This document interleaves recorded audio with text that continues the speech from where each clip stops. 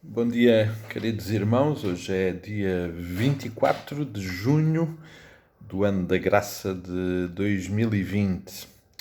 É um privilégio, uma alegria podermos voltar ou poder iniciar mais uma vez este dia conversando convosco. Acima de tudo, olhando para a palavra e procurando entender o que ela tem para nos dizer, o que o Senhor tem para nos dizer, porque essa é uma certeza que nós temos. Deus tem sempre coisas para nos dizer e para nos falar. Relembrar os primeiros versículos de Ezequiel 37, que lemos no domingo. Veio sobre mim a mão do Senhor e ele me levou pelo Espírito do Senhor e me deixou no meio de um vale que estava cheio de ossos e me fez andar em redor deles. Eram muito numerosos na superfície do vale e estavam sequíssimos. Amados, muitas vezes ouvimos a acusação, a reclamação, chamemos-lhe o que quiser, de algumas pessoas dizendo: isto é um discurso muito duro, é muito radical. Às vezes, em relação à nossa proclamação, até nos dizem: bem, mas quem são vocês para nos dizer uma coisa dessas? No que diz respeito à salvação e à nossa condição espiritual, no que diz respeito, por exemplo, à certeza da nossa vida eterna na presença gloriosa do nosso amado Deus. Ou, por exemplo, e essa é uma realidade que muitas vezes tenho lidado com ela, no confronto com uma realidade espiritual de pecado ou consequência desse pecado. Lembram-se que na outra semana, quando iniciámos esta pequena passagem por Ezequiel, Deus disse a Ezequiel para que não temesse a reação do povo de Israel. Eles eram um povo que estavam com o seu coração endurecido e certamente iriam reagir mal. Iriam rejeitar o que ele estava a dizer e Deus chega mesmo a dizer a Ezequiel que provavelmente ele iria ser maltratado. Pois é, amados, quando temos que proclamar verdades como estas, a reação não costuma ser muito agradável. Ninguém gosta de ouvir esta realidade. A realidade de que sem Deus confirmado na nossa vida, nós estamos perdidos. Já passei uma ou outra vez por a situação desse confronto à luz da palavra, obviamente, e não foi fácil. Porque normalmente a tendência é impersonalizar a questão e voltar a sua reação para connosco e não para com Deus. É um pouco aquela ideia do galo a cantar, a denunciar o pecado de Pedro. Não é? Alguns optam por matar o galo, como se isso resolvesse o problema do seu pecado. O galo já não canta. Mas a verdade, amados, é que quando Deus fala, ele é sempre muito duro. Aliás, estou mesmo convencido, se não, Deus está a falar diretamente, mas se fosse neste momento uma comunicação diferente daquela que é, eu creio que ficaríamos surpreendidos, nós próprios, ficaríamos surpreendidos com a dureza da intervenção de Deus, das palavras que Deus tem para connosco. E por isso esta visão que é muito dura de um vale de ossos secos, que era a realidade espiritual do povo de Israel, é a realidade que nos custa muito entender, que nos custa muito assumir. E por isso eu no domingo partilhava que a primeira aplicação e mais difícil deste texto tem a ver exatamente com cada um de nós. A verdade que está presente no versículo 13, e que eu acho que é central em todo o livro de Ezequiel, quando Ezequiel repetidamente registra por orientação e inspiração do Espírito do Senhor e repete: sabereis quem é o Senhor, e assim sabereis quem é o Senhor, que eu sou o Senhor, quando o Senhor fala. Esta realidade de nós conhecermos verdadeiramente quem é o Senhor é do impacto tremendo na nossa vida. E nós precisamos de conhecer e reconhecer verdadeiramente quem é o Senhor. Porque conhecendo verdadeiramente quem Ele é, muitas destas questões, obviamente, estão resolvidas, porque são incompatíveis, são incompatíveis. Quando o Paulo, mais tarde, fala sobre o fruto do Espírito, quando o Senhor Jesus, por exemplo, dá aquela imagem de que uma fonte não pode dar água salgada e água doce ao mesmo tempo,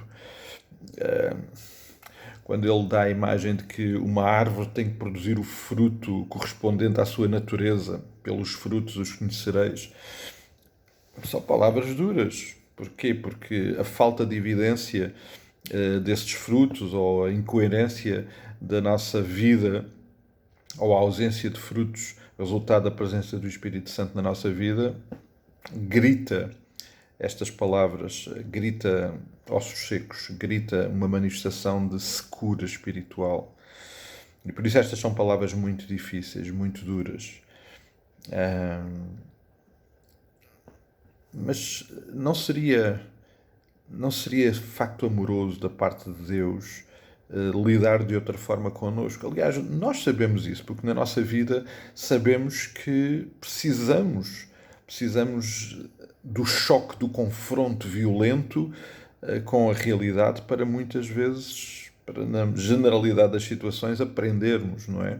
Aquela frase que nós muitas vezes ouvimos, principalmente quando chegamos a uma certa idade e a verbalizamos muito, entretanto já tinha sido verbalizada para nós: a vida vai-te ensinar. Ou seja, o confronto com a realidade vai-te ensinar. O confronto com factos irrefutáveis.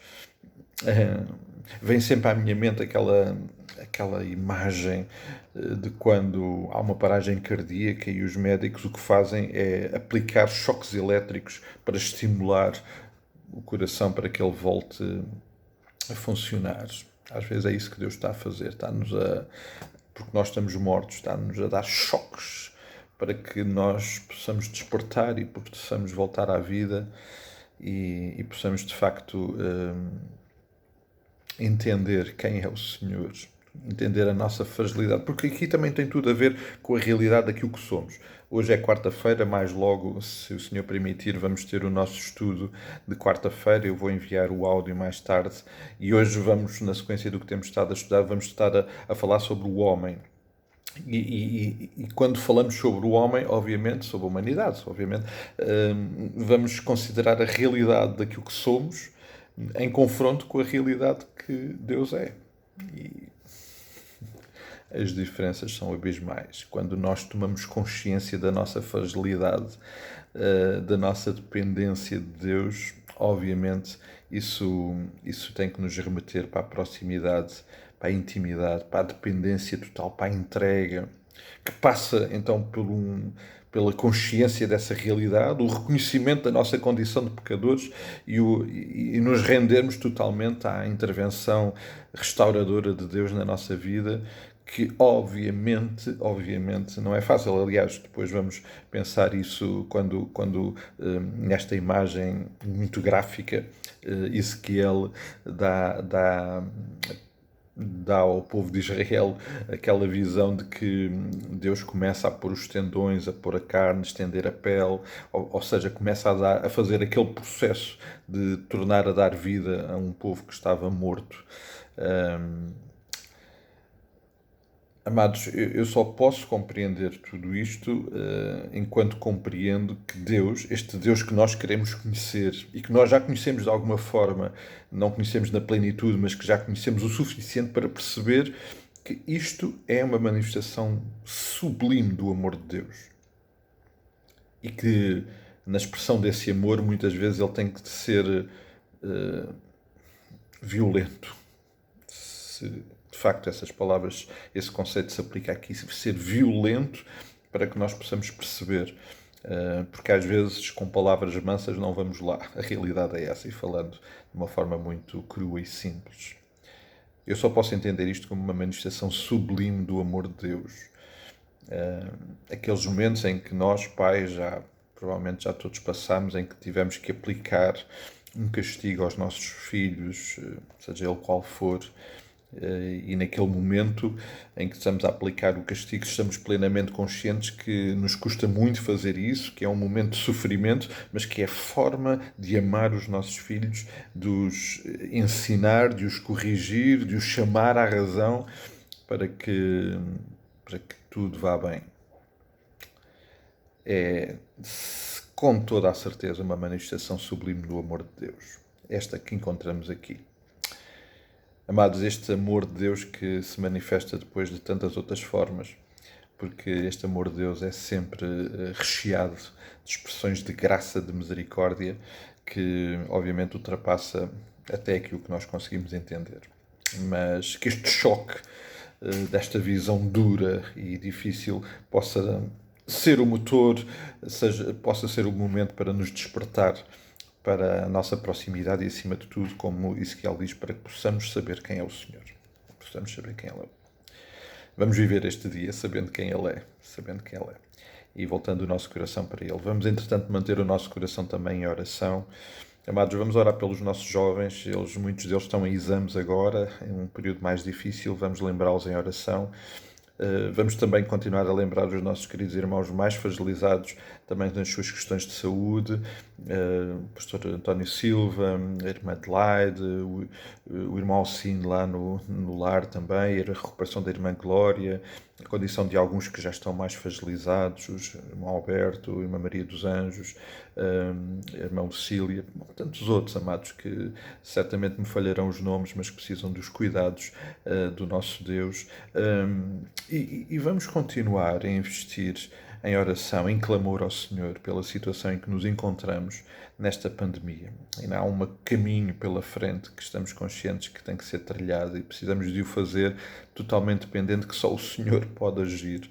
Então vamos clamar ao Senhor para que Ele possa agir.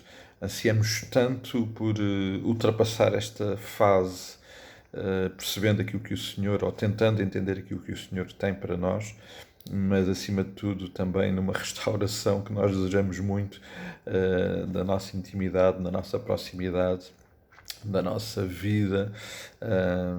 Bom, mas deixamos tudo aos cuidados do Pai, mas vamos clamar ao Senhor, porque só Ele mesmo para intervir sobrenaturalmente e soberanamente sobre toda esta situação.